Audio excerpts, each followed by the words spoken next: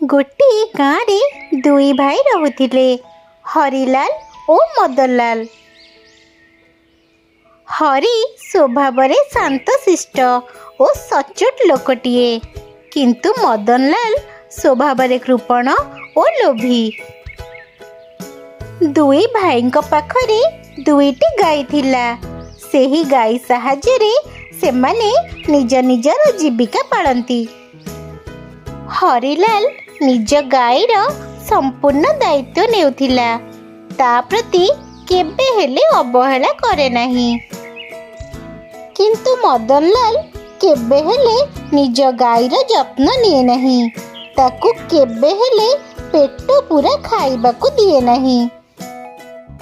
ଦିନେ ହରିଲାଲର ଗାଈର ଦେହ ବହୁତ ଖରାପ ହୋଇଗଲା। କ'ଣ ହେଲା ଆମ ଗୌରୀର? ସେ ଆଉ ଆଗ ପରି କାହିଁ ଠିକ୍ ସେ ଖାଉନାହିଁ? କ'ଣ ପାଇଁ ଆଉ ଠିକ୍ ସେ କ୍ଷୀର ବି ଦେଉନାହିଁ? ମୁଁ କେମିତି କହିବି?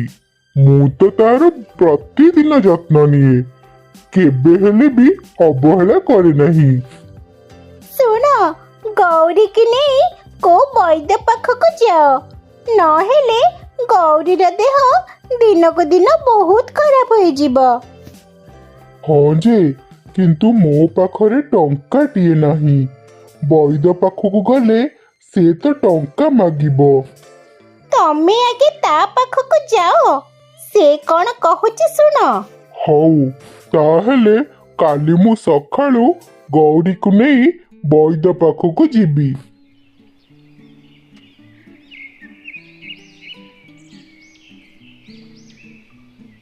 ତା ପରଦିନ ହରିଲାଲ ଗାଈଟିକୁ ନେଇ ଜଙ୍ଗଲ ବାଟ ଦେଇ ବୈଦ୍ୟ ପାଖକୁ ଗଲା।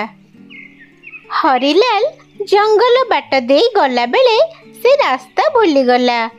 କ'ଣ କରିବ, କିଛି ବୁଦ୍ଧି ବାଟ ଦେଖାଗଲା ନାହିଁ।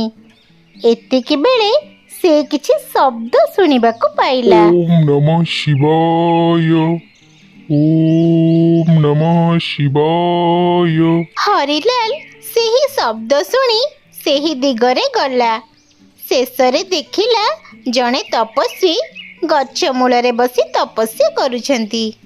ତପସ୍ୱୀ ଜଣକ ହରିଲାଲକୁ ଦେଖି କହିଲେ, ବତ୍ସ, କିଏ ତୁମେ? ଏ ନିଛାଟିଆ ଜଙ୍ଗଲରେ କ'ଣ କରୁଛ? ମୁଁ ହରିଲାଲ। ବାବା, ମୁଁ ସହରକୁ ଯାଉଥିଲି। ରାସ୍ତା ଭୁଲି ଯିବାରୁ ଆପଣଙ୍କ ଶବ୍ଦ ଶୁଣି ଏଠାରେ ଆସି ପହଞ୍ଚିଗଲି। ମୁଁ ଏଠାରେ ବହୁତ ଦିନ ହେଲା ତପସ୍ୟା କରୁଅଛି। ମୋତେ ଭାରି ଭୋକ ଲାଗୁଛି। ମୋ ପାଇଁ ଖାଦ୍ୟର ବ୍ୟବସ୍ଥା କରିପାରିବ? ମୁଁ ତ ବହୁତ ବଡ଼ ସମସ୍ୟାରେ ଅଛି।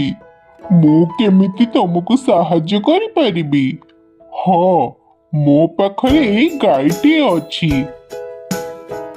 ତାର କ୍ଷୀର ମୁଁ ଆପଣଙ୍କୁ ଦେଇପାରିବି।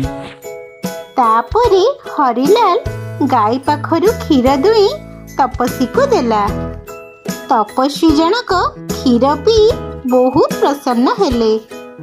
ତୁମେ ଜଣେ ଭୋକିଲାର ଭୋକ ମେଣ୍ଟାଇ ବହୁତ ବଡ଼ ଉପକାର କରିଛ ମୋର। ମୁଁ ତୁମ ଉପରେ ବହୁତ ପ୍ରସନ୍ନ ହେଲି। ତୁମେ ଯାହା ମାଗିବ ମୁଁ ଦେବି। ମାଗ, ତୁମର କ'ଣ ଦରକାର? ଏହାପରେ ହରିଲାଲ ନିଜର ଦୁଃଖ ସବୁ ଗୋଟି ଗୋଟି କରି ତପସ୍ୱୀକୁ କହିଲା। ତପସ୍ୱୀ ଜଣକ ହରିଲାଲର ସମସ୍ତ କଥା ଶୁଣି ନିଜର କମଣ୍ଡଳରୁ କିଛି ପାଣି ସିଞ୍ଚି ଏକ ଶକ୍ତିଶାଳୀ ନୋଟା ହରିଲାଲକୁ ଧରାଇ ଦେଇ କହିଲେ, ବତ୍ସ, ଏହା ଏକ ଶକ୍ତିଶାଳୀ ନୋଟା। ଏହି ନୋଟାଟିକୁ ଧରି ତୁମେ 3 ଥର ଓମ୍ ନାମ ଜପ କରିବ। ଏହା ଜପ କରି ତୁମେ ଯାହା ମାଗିବ ତାହା ପାଇବ। ସତରେ ବାବା? ତାହେଲେ ତ ଆଜିଠାରୁ ମୋର ସବୁ ସମସ୍ୟାର ସମାଧାନ ହେଇଯିବ। କିନ୍ତୁ ମନେ ରଖ ବତ୍ସ, ତୁମେ এই ନୋଟାଟିକୁ ଲୋକଙ୍କର ହିତ ପାଇଁ ବ୍ୟବହାର କରିପାରିବ। ଯଦି ତୁମେ ନିଜର ସ୍ୱାର୍ଥ ପାଇଁ କିମ୍ବା ଲୋଭ ପାଇଁ ଯଦି ବ୍ୟବହାର କରିବ, ତାହେଲେ ଏହାର ସମସ୍ତ ଶକ୍ତି ଚାଲିଯିବ। ଠିକ ଅଛି ବାବା। ଏହାପରେ ହରିଲାଲ ବାବାଙ୍କ ପାଖରୁ ନୋଟାଟିକୁ ନେଇ ଘରକୁ ଫେରିଗଲା ଏବଂ ନୋଟା ସାହାଯ୍ୟରେ ପ୍ରଥମେ ନିଜର ଗାଈଟିକୁ ସୁସ୍ଥ କରିଦେଲା। ତାପରେ ହରିଲାଲ ଶକ୍ତିଶାଳୀ ନୋଟା ସାହାଯ୍ୟରେ ବହୁତ ଗୁଡ଼ିଏ ଟଙ୍କା ପାଇଲା, ଯାହାଫଳରେ ସେ ଆଉ 5ଟି ଗାଈ କିଣି ଆଣିଲା।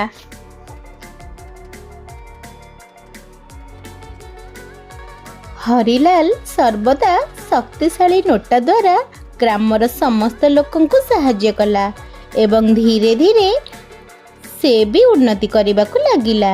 ନୂଆ ଘର ବି କଲା, ଗାଈମାନଙ୍କୁ ରଖିବା ପାଇଁ ବଡ଼ ଗୋଶାଳା ବି ବନେଇଲା।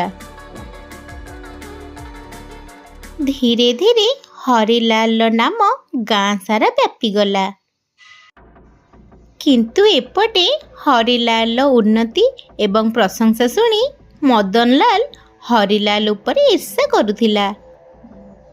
ଆରେ ଏ ହରି ଦିନେ ଖାଇବାକୁ ପାଉନଥିଲା, କିନ୍ତୁ ଆଜି ସେ ଏତେ ବଡ଼ ଲୋକ କେମିତି ହୋଇଗଲା ଏବଂ ସମସ୍ତଙ୍କ ମୁହଁରେ ତାର ପ୍ରଶଂସା। ଏହା ଭିତରେ କିଛି ନା କିଛି ରହସ୍ୟ ଅଛି, ମତେ ଜାଣିବାକୁ ହେବ। ତା ପରଦିନ ମଦନଲାଲ ହରିଲାଲର ଘରକୁ ଗଲା।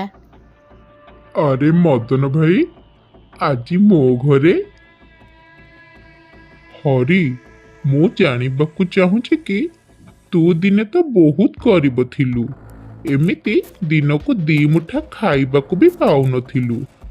ଅଚାନକ ଏମିତି କ'ଣ ହେଇଗଲା ଯେ ତୁ ଦିନକୁ ଦିନ ବଡ଼ ଲୋକ ହେବାରେ ଲାଗିଛୁ? ହରିଲାଲ ମଦନଲାଲ ପାଖରୁ ଏପରି କଥା ଶୁଣି ସେ ସମ୍ପୂର୍ଣ୍ଣ ଶକ୍ତିଶାଳୀ ନୋଟାଟିର କାହାଣୀ କହିଦେଲା। ଶକ୍ତିଶାଳୀ ନୋଟା ବିଷୟରେ ଜାଣି ମଦନ ମନରେ ଲୋଭ ଜାତ ହେଲା।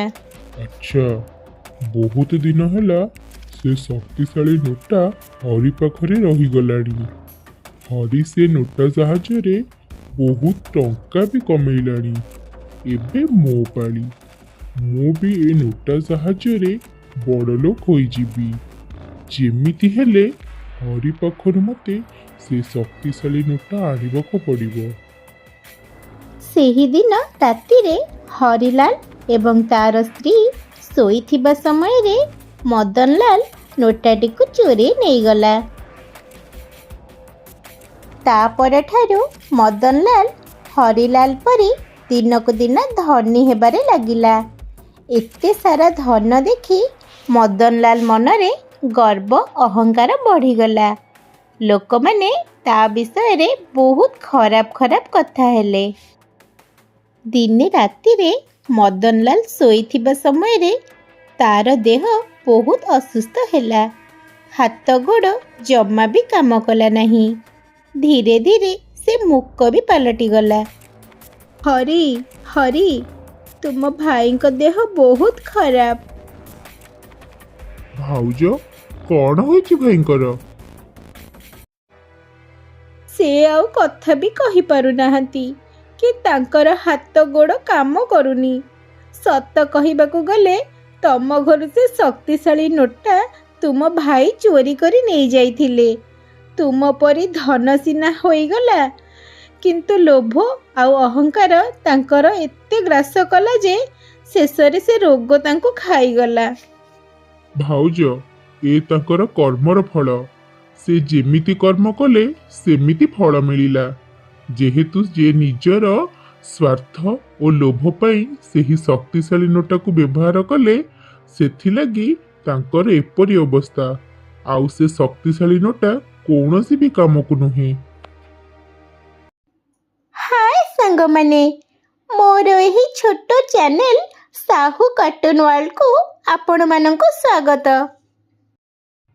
ଆପଣଙ୍କୁ ମୋର ଏହି ଷ୍ଟୋରି କେମିତି ଲାଗିଲା କମେଣ୍ଟ ମାଧ୍ୟମରେ ଲେଖି ଜଣାନ୍ତୁ ଏବଂ ଏମିତି ମଜାଳିଆ ଏବଂ ଶିକ୍ଷଣୀୟ ଷ୍ଟୋରି ଦେଖିବାକୁ ମୋର ଏହି ସାହୁ କାର୍ଟୁନ ୱାର୍ଲ୍ଡ ଚ୍ୟାନେଲକୁ ସବସ୍କ୍ରାଇବ୍ ଆଣ୍ଡ ଲାଇକ୍ କରନ୍ତୁ।